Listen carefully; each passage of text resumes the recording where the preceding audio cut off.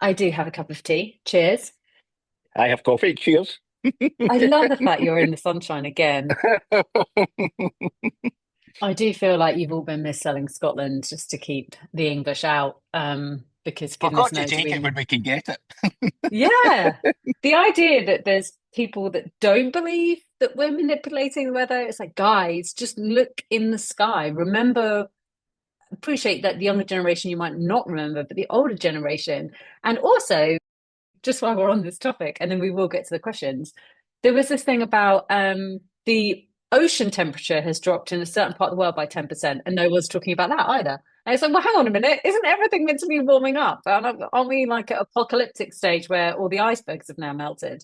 So I don't know. I wish I knew more about this stuff, but in other ways, I'm quite happy in my naive little world that it's all going to be fine. It's all going to be Yeah, fine. it's kind of one of those things, though, that is there anything that ever we were able to manipulate that we didn't? Humans just go, I've got to try. It's like, don't press that when I've got to press that button. It's like, I might be Don't able to look. make, First thing you do is look. Yeah, it's and true. then it's like, we'll fix the whole environment by altering the environment and think, well, that's how it all started. They have a big thing in Russia in St. Petersburg, a march. It's not rained for like 15 years because they seed the clouds with sulfur, like whatever it is, and stop them from raining so it never rains on the whatever parade. Oh, so that's an expression. Don't rain on my parade. No, you Yeah. literally can't because we're going to see the cloud. Let's Yeah. dive into our topics Right. because we have lots to talk about. Right. So, first, I want to talk to you about that within the next year or two, that we're going to have a completely virtual employee, through Yeah. AI. Yeah. Um, Definitely. they'll be able to operate in corporate systems.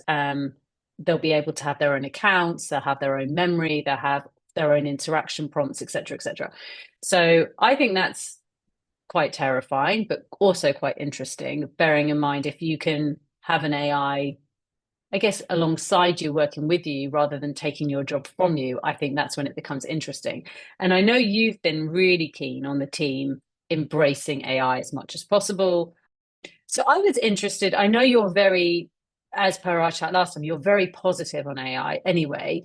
But what do you think are the current, like the practical problems and challenges with introducing AI into a business in the way that you've tried to do?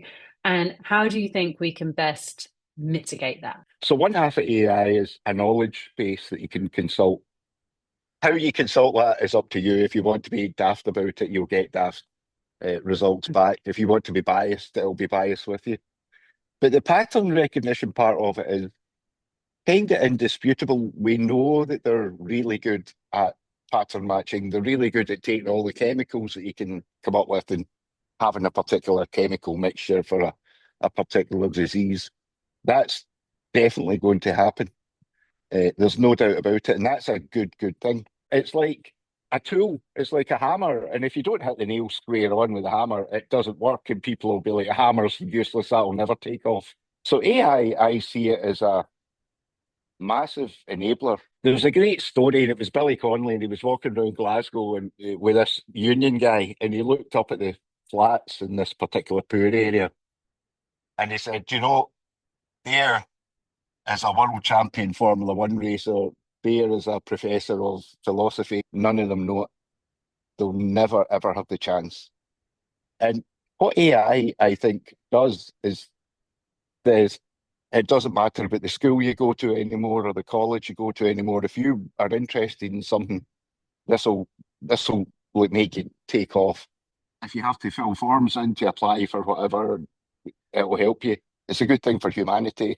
Uh, I think it's a brilliant opportunity for software. Uh, it's it's going to replace software developers. It won't replace engineers. We still need our guys, but we need them not to write code and test. So we need them to think and guide this intelligence. So AI, if you remember, is only trained in human data to date. It's not trained in the stuff that we're creating, even creating with AI. If you have an AI and you're creating something, your intelligence is beyond its training set at that point. You can outperform it at that particular thing.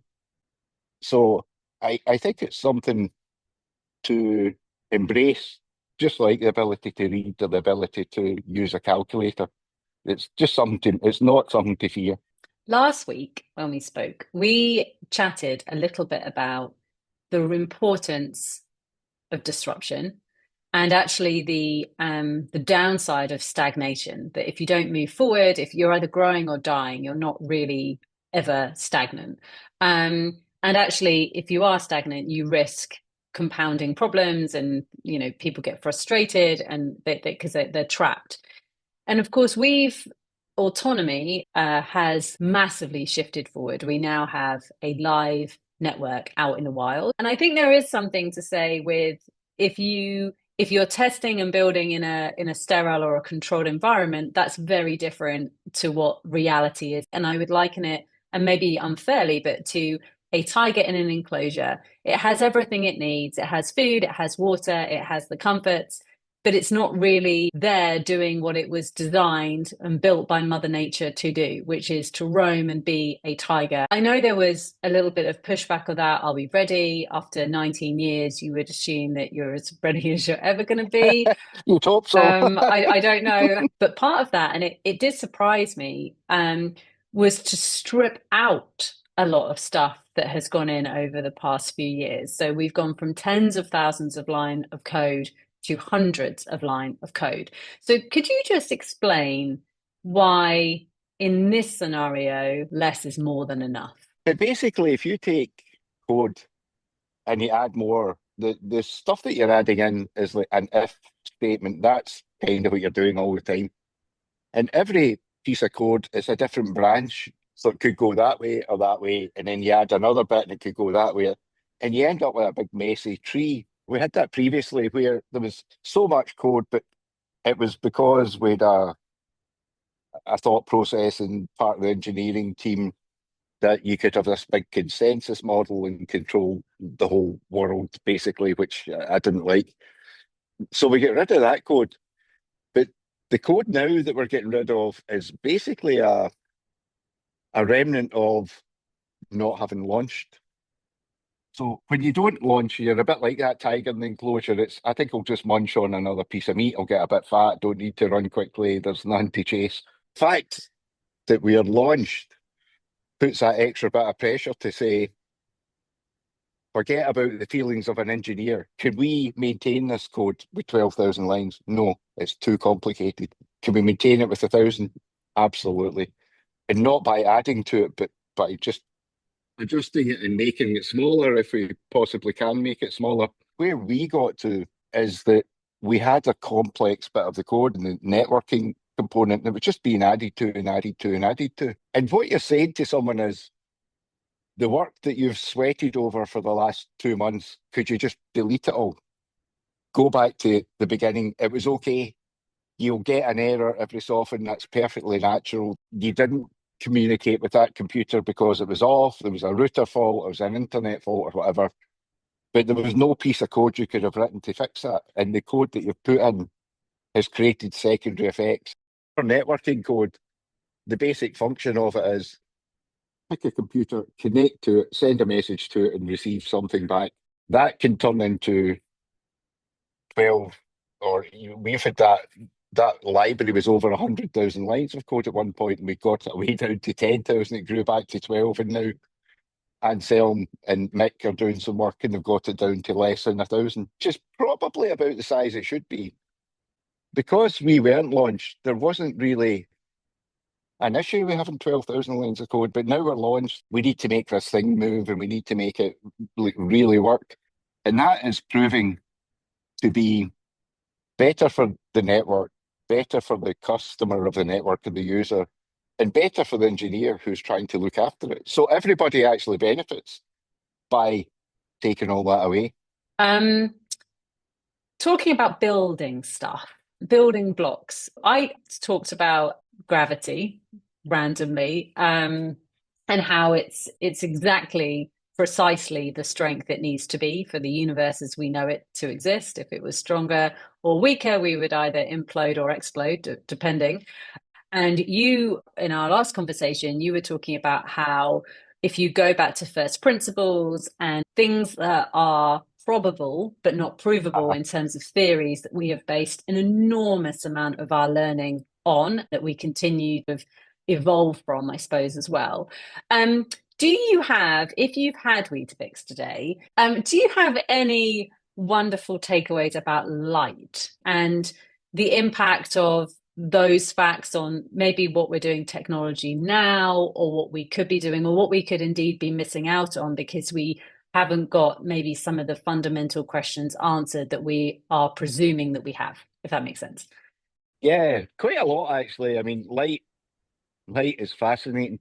I was only 15. I found out about the speed of light, and then you'd be looking at the stars and think, well, if that's 1,000 light years away, that star, you're actually looking at history where that star was 1,000 years ago.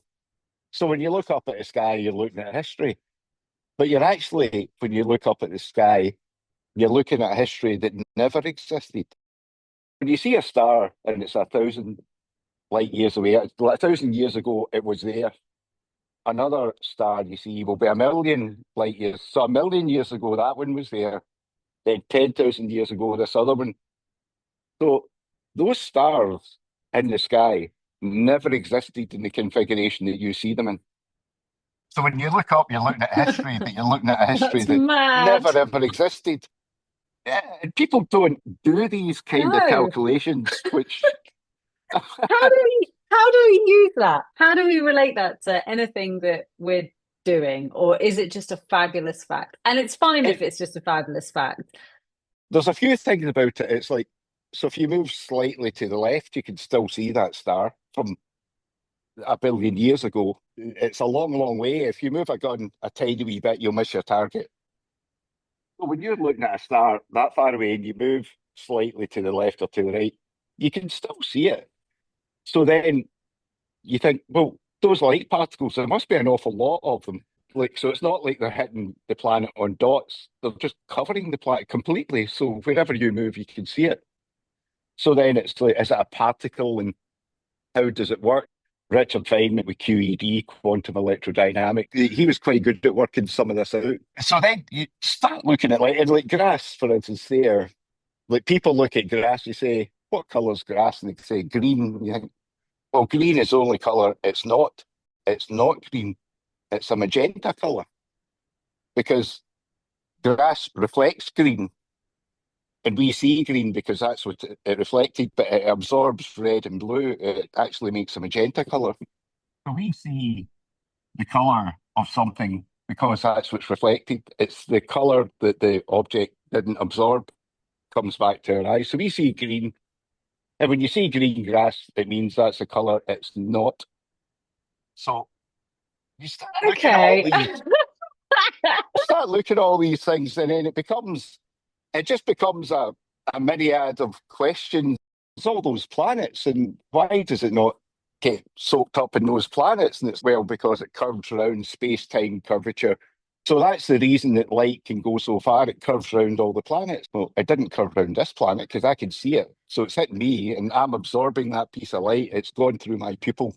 And I've got that piece of light from that star now. The amount of things you can think about with light, and then that leads on to gravity. The fact is, we don't really know what gravity is. We don't know what energy is. We understand quite a lot about light through QED, but we don't really know what light is this energy thing. It's a particle with no mass. So what does that even mean? I believe that there's a likelihood that our mathematics is something that we need to work out our world. Richard Dawkins actually did an interview once, and he said there's almost like three worlds. There's our world. We see our world in our scale. So we see the table and the computer and whatnot. But if you're a microscopic thing, like a particle or even a small microbe in the dirt, you would see a different world. Like one blade of grass could be your whole universe. You'd see nothing else. But then if you're a big cosmological beast, you would see our planet as a dot, maybe a point particle. And it's likely, and our maths doesn't work in these areas. We have this Big Bang. The theory there is that the universe created through this thing called expansion, and like a Big Bang, and then boom, universe expanded, and it was all there, and everything went faster than light. The whole universe went faster than light, and that's the scientific theory at the moment through expansion. So we all went faster than light. Everything that created what we are went faster than light, and now we say you can't have anything going faster than light. So we expanded faster than the speed of light away to a distance where we were able to evolve for 4 billion years, create a detector, switch it on, and receive a signal from. It's likely that our mathematics doesn't work in those areas, and those areas would have a completely different set of maths. So I think all of these things, it's good to question. It just means, but you'll never be bored if you think about these things, because even when the TV's not working, you're fine because your head can always be trying to work out what's going on. So It is fascinating. And I think what's interesting is you are a true explorer because you do sit and contemplate and think about those things. And to your previous comment, that's why you're an individual that's able to move a group of other individuals forward because you ask these questions and you build things as a result of yeah, having these questions in your head. Whereas there's a lot of people, myself included, that maybe of an evening do not sit around and think about these things, and we'll be using AI in a very different way. And I think whether it's somebody like you that's exploring, somebody like me that maybe wants to use it for efficiency or to all the things that you said about improving the way I work, because I do yeah, think the cure to most things is action. Unless you take an hmm action, you're not going to get a new input, you're not going to learn anything. yeah, And therefore, action isn't a result of progress. It actually fuels progress, learning, change, yeah, evolution. And that's why yeah, it's so important to get the network out, because that is a positive action that can actually lead to a different outcome because it's in its intended state rather than in a superficial state of suspension where it feels safe, but it's only safe because it's not actually real. And I think that's what you can fall into, that trap, and it becomes, you can almost get anxiety about something because it can't yeah. possibly live up to the expectation, never meet the people you're fans of because in Aye. reality they're a letdown, right? So it's this hmm whole thing of you can build the dream and then when it finally releases it can't possibly live up to that. Well, if you stop dreaming so big and just start actioning these ideas and these theories and these explorations you're talking about, all of a sudden it doesn't need to live up to the hype because the Yeah. reality is what you're dealing with rather than the hope and the fantasy. I think it has to be a fantasy until you test it. And Or a hypothesis until you test it, right? Like that's the thing with science. It's like, isn't science always meant to be keep questioning? How could we possibly learn anything if we just say, no, that's a fact, and that's always going to be a fact? It's like, even if you were an expert last week, you're not necessarily an expert this week because there could be new information that you've missed or you've not read or new things have become available. So everything keeps evolving. So I just, this idea that something is so, and you said that last week. You said about how first principles, even if you go back, like most of us would never go back to first principles because we take some things as rote. yeah, We say, no, that's yeah, true. And so I'm going to build from here. But what we're now talking about is such a seismic shift in how we operate that if we're going to have a super intelligence, we really don't want it built on false or inconsequential information that's yeah, maybe going to mean that we end up with a result that's not that useful. And yeah. I'd love you to respond to that, weaving in why the internet, the role that the internet has in that, and why it needs to be decentralized. This is the thing, though. My whole take with these things all the time, there's two elements. It's always easier to give up your freedom and your privacy to get something. It's like me saying to you, I'll just hold all your money, Box. I'll keep it. Like, tell me when you want some. And that's one thing. But the counter to it, and like why like, we've got autonomy, it's like, a lot of people put out these projects, blockchain projects, and they're like, we're going to beat AWS, we're going after Google Cloud or whatever. And it's the sun so thing. don't fight them on their own territory. Go a different way. And like the LLMs at the moment, they are centralized and you get great latency and all the rest of it. But if you actually look at what's happening, they're getting smaller and smaller and they're able to run on commodity computers now. That is going to keep going. So don't rush and try and fight them on the inference to the crowd using a distributed inference thing. Like there's a robot model came out just now called Pi 0.5. Pi Zero came out a few weeks ago. Pi 0.5 came out. And it's a way of making robots work, which is significantly better. And what they did was distribute the brain. So there's a piece, there's a bit of a computer runs as the main sort of brain, but in the hands and the arms and the legs, there's all little STM32 boards. They're trivial little boards. So they've distributed the brain throughout the device, and it's exceptionally good. It's very, very good. So I think you see this a lot. Like there's a lot of open source. The open source answer to a lot. I love open source. The open source answer to a lot of things is we'll copy that and open source it. And actually, the answer should be that's interesting. How can we make it better? But let's not copy it. They've got that bit. They've got the field. We can't attack them. They're too big, too much money. And at the moment, because you need so much compute to do inference at scale, they've got the compute.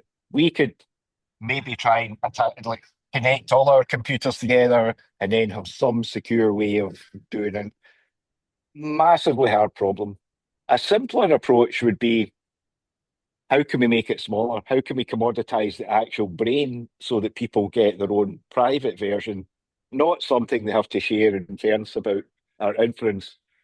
And it really is don't fight the man on his own pitch. Outmaneuver them, like do something completely left field, something that will take the fight away from them. That they can't compete. I see your dog in the background. It's cute.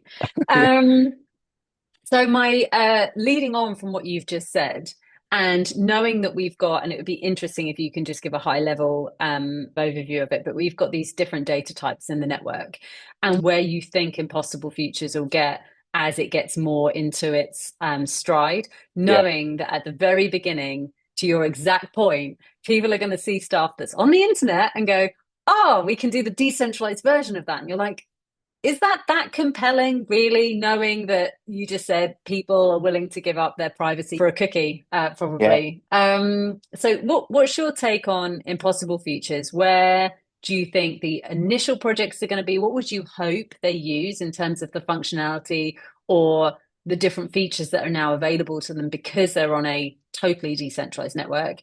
And what do you think the future holds for Impossible Futures? Yeah, that's a really good question. I think what will happen, and it's quite a nice way that it will happen, is people will just do the copycat. Let's make our own YouTube. Let's make our own Snapchat. Or let's make our own WhatsApp. But that is a good thing because it tests our API and all the rest of it. I think people will start looking and saying, hang on a second, if I use the self-encryption, maybe not that, something even different, I can create things that have never ever existed before on the internet. Tim Berners-Lee could never have anticipated what was going to be created on the internet.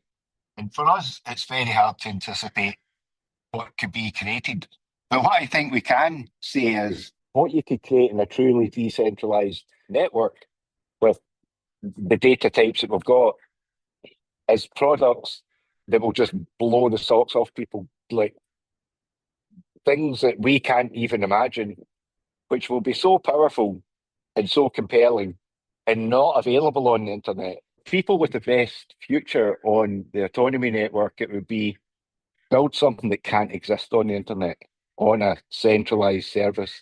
Build something that can't exist. Things like, can you have a way of all of your family sharing and communicating data that never even touches another computer anywhere. Nobody can ever have a hope to get hold of. They can't restrict you from accessing it. These are things that Google and Netflix, they can't do. They cannot promise that. They cannot promise that your data doesn't enter their servers. They can't promise that you'll always be able to have access to it. So propositions that are an entirely different proposition from what's available on the internet. I think what we'll start seeing is the autonomy network with the basic data types and community standards to say, here's our communication standard. And you can swap applications, still keep the same data. Like, the application will just be a front end. The data won't go with it. And that'll lead us into a totally different world, a world where there's actual freedom to operate in ways that are inconceivable today with the internet, and also in ways where when people are using them, they would be sick to the stomach of giving that authority back to the centralized providers, no matter how good we think they are. It'll probably be without us. I mean, we'll do this launch thing, we'll get the whole thing moving, and it should be without us. But I think what will be created is things that don't exist in the internet and the current internet can't possibly even copy. So this is it. Get off the field where they guys are fighting and make your own path. I love it. I'm going to give you hand hearts. I love that. And I was talking to Nick about the role of MaidSafe now that the network's live. We obviously need to get through these early embryonic phases of it to get it its feet under itself. But one of the exciting things we were talking about, and he's going to kill me for saying this, but we were chatting around. I saw on YouTube, 5 years old, I think it is, was the network browser, and I was like, what happened to that? And I was playing around with the marketplace of the Chrome store. And so I said to Nick, I was like, as we're now into roadmap territory and we're figuring out what we can continue to do, I would love, and I hope you agree with me here, I would love the Autonomi network to be the most innovative and accessible network on the internet. And for that to be true, not only do we need to give all of the tools for the builders that we possibly can, and Nick's talking about, over the next few months, we should just be focusing on binding so that we can get nearly all of the major languages. So no matter what you're building in, you can come and play on Autonomi. And then the other side of that, along with obviously all the 101 stuff we need, is giving users the ability to find these incredible applications, to your point, that cannot Yeah. exist on the current internet. And so then I said, oh, well, we need our version of the Chrome store that you can either download to see it, or you can go on the internet to see it, and then you can find these applications. So that's going to go on the roadmap. And I said, brilliant. Wouldn't that be cool? Because at that point, you can go on, and to your exact point, I want to communicate with my family, and I never want the rest of the world to ever get hold of the data between me and my mum, for example. I can then go on to the Autonomi marketplace and find the developers and the applications that do exactly that in one place, rather than having to search through the internet and try and find the different things. Yeah. What do you think about And it can't be taken that? down. If it exists on the Autonomi network, it can't be taken down. Have this immutable store that you can create and everything will be on it. And this is where we might end up with things like a web of trust. So say I would look on it and go, oh, well, Box says that one's quite good. So I'll get that app. And maybe there's 3 or 4 other folk that like it and they haven't repealed their vote. So I would then get that app. So it's this web of trust thing I think would happen. I love the idea of a web of trust, which is based on when you verify as human, you can then do some. So we don't have a naming convention on the network. And people get to know who they're talking to by speaking on the network and speaking off the network and saying, is that you, that X9, blah, blah, blah. And then I put you in my address book locally. I see you've liked an app. I'll see just the XYZ thing what everyone else sees, but I'll know it's Box. And other people that know you will know it's Box. So you get the web of trust like your own, where you're saying, I know it's Box, I know it's Nick and whatever. And then you look on the App Store and I can say, oh, I can see it's Bucks and Nick that have liked that app and they've not withdrew the like. It takes all the complexity and the central control away. That's it. And that's why I look and go, we don't need DNS. DNS has got to be centrally controlled. So just don't have it. Have what I'm talking about. Like, I'll get a website, I'll know what it is, and I'll save it with whatever name I want locally. Yeah, it's going to take some adaptation, but Yeah, I think we'll get there. And I know we'll get there actually. And I feel a lot more bullish than I felt in a long time on this. I think I was really bullish yeah, when I joined because I believed in you and the vision and what aye, was trying to be achieved and how important that was because you know where the world's going and how fast it's moved even in the last 12 months. But I think now we've got through those initial stumbles and it's out there. It's a case of, okay, well, it's out there. Let's just get on with it and build it. yeah, And it needs to become what we said it was going to be rather than being dreamed and talked about what it could be. I also think yeah, that we've just got a golden opportunity because currently with Impossible Futures, we can build that. And yes, it is yeah, centralized in the sense that we're yeah, controlling this and it's like a child when they're yeah, first learning to uh-huh, walk, you hold their hand. My belief, my hope is if we seed the network with enough amazing stuff, that's what it then yeah, becomes known for. And more developers yeah, come, more users come. As the engineers on the team just seem so much more inspired now. It's real, and they can see totally, builders coming in. totally. And I love the fact that they're like, this is really hard for people. Why are we Ah, doing it's like, this? oh my Let's God, correct how it. can we use this? Yeah, Ding! The light yeah, went yeah. on. Mhm. Exactly, exactly. We have to keep that going, Yeah. for sure.